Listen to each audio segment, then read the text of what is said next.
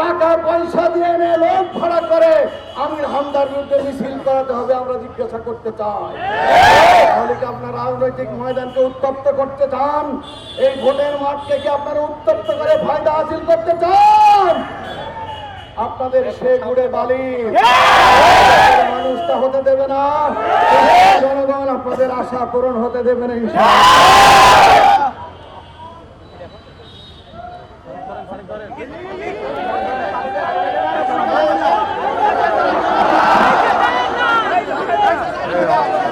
দর্শক এই মুহূর্তে দেখছি আমরা আসলে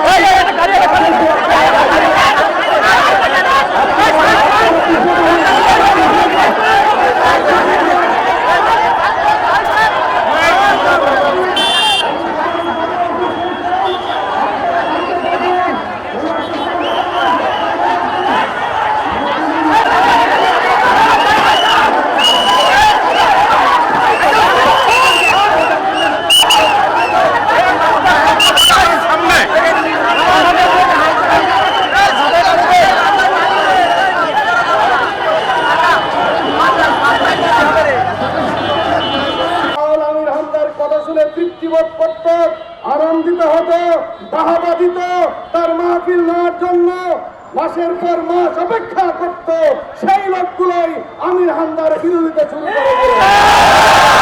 সাথী বন্ধুগণের কারণ কি আমাদের কাছে পরিষ্কার, কেবলমাত্র রাজনৈতিক কারণেই, আদর্শিক কারণেই আমির হামদার পিছনে লাগা হয়েছে। সম্মানিত সাথী বন্ধুগণ, শুধু এখানেই শেষ নয়, সর্বশেষ মুফতি আমির হামদা এদেশের প্রায় সকল জেলা উপজেলায় হাজারো প্রোগ্রাম করেন।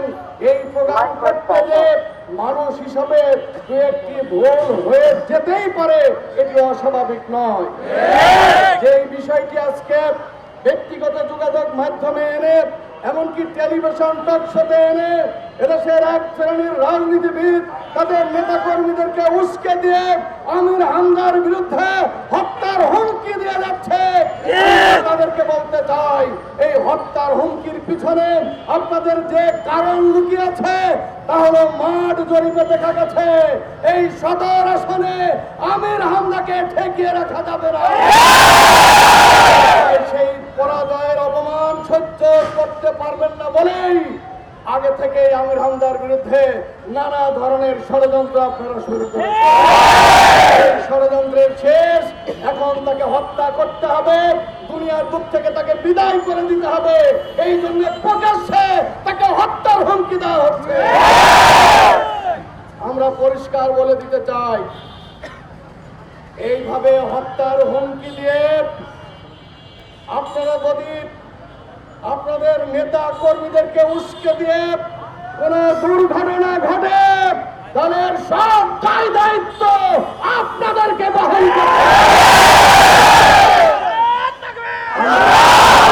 করতে চাই। খুব তাড়াতাড়ি জাতীয় নির্বাচন, এই নির্বাচনের পরিবেশকে শান্তশিষ্ট, সুষ্ঠু এবং সবার অংশগ্রহণমূলক নির্বাচনের পরিবেশ যদি ঠিক রাখতে হয়, রাজনৈতিক নেতৃবৃন্দকে অবশ্যই গঠনমূলক ভূমিকা রাখতে হবে।